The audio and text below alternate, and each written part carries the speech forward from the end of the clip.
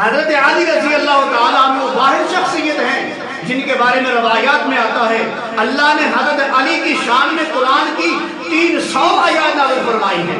یہ وہی علی ہیں جن کے بارے میں اللہ کے پیغمبر نے فرمایا علی میرا اہل بیت ہے۔ علی کے بارے میں اللہ کے پیغمبر نے فرمایا علی تو میرے لیے ایسے ہے جیسے موسیٰ السلام کے لیے ہارون علیہ السلام ہے۔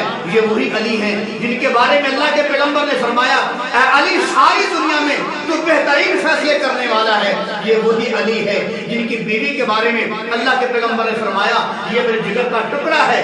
یہ وہی علی ہیں جن کے بارے میں اللہ کے پیغمبر نے فرمایا علی جو تیرے بیٹے ہیں یہ میرے دنیا اور آخرت کے پھول ہیں۔ یہ وہی علی ہیں جن کے بیٹوں کے بارے میں اللہ کے پیغمبر نے فرمایا یہ جنتی جوانوں کے سردار ہیں۔ یہ وہی علی ہیں جن کا بڑا بیٹا حسن سر سے لے کر ناف تک پیغمبر کے مشابہ تھا۔ یہ وہی علی ہیں جن کا چھوٹا بیٹا حسین ناف سے لے کر پاؤں تک پیغمبر کے مشابہ تھا۔ یہ وہی علی ہیں جن کو کان میں وحی کا اعزاز ملا۔ یہ وہی علی ہیں ہجرت کی رات اللہ کے پیغمبر نے اپنا بستر علی کے حوالے کر دیا، اپنی چارپائی علی کے حوالے کر دی، اپنی چادر علی کے حوالے کر دی، اپنا کمبل علی کے حوالے کر دیا۔ یہ وہی علی ہیں جن کے بارے میں اللہ کے پاک پیغمبر نے فرمایا علی میرا اہل بیت ہے۔ یہ علی رضی اللہ تعالیٰ عنہ اپنے اونٹ پر بیٹھ کر کہیں جا رہے تھے، ان کے پاس زرہ تھی، وہ گر گئی، گم ہو گئی۔ ایک عیسائی تھا نصرانی، اس نے وہ گرا پکڑ لی اور چند دنوں کے بعد تھوڑے ہی عرصے کے بعد حضرت علی رضی اللہ تعالیٰ عنہ نے دیکھا کہ ایک نصرانی جو ہے عیسائی وہ بازار میں زرہ فروخت کر رہا ہے۔ حضرت علی نے دیکھا اور فرمایا یہ بھائی زرہ میری ہے۔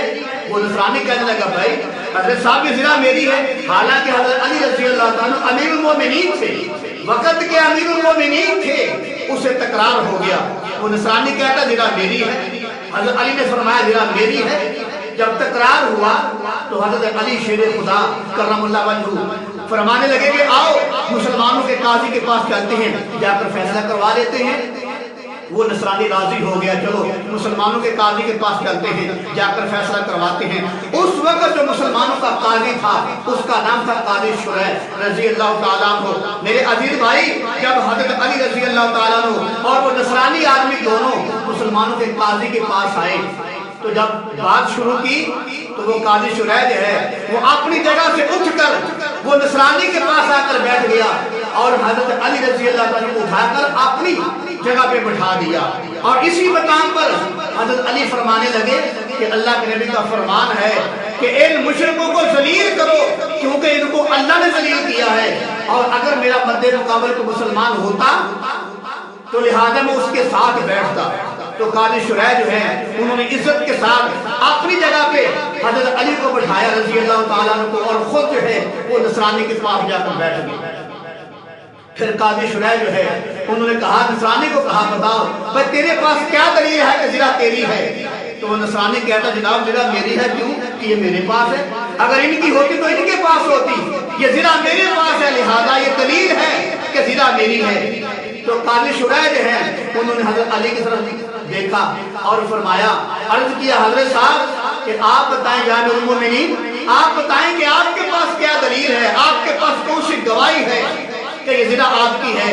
تو یہ بات سن کے امیر المومنین حضرت علی رضی اللہ تعالیٰ عنہ نے اپنے بیٹے کو اور اپنے غلام قمبر کو گواہی دینے کے لیے پیش کیا۔ کہا یہ میرا بیٹا گواہی دے گا یہ زرہ میری ہے، اور یہ غلام میرا گواہی دے گا زرہ میری ہے۔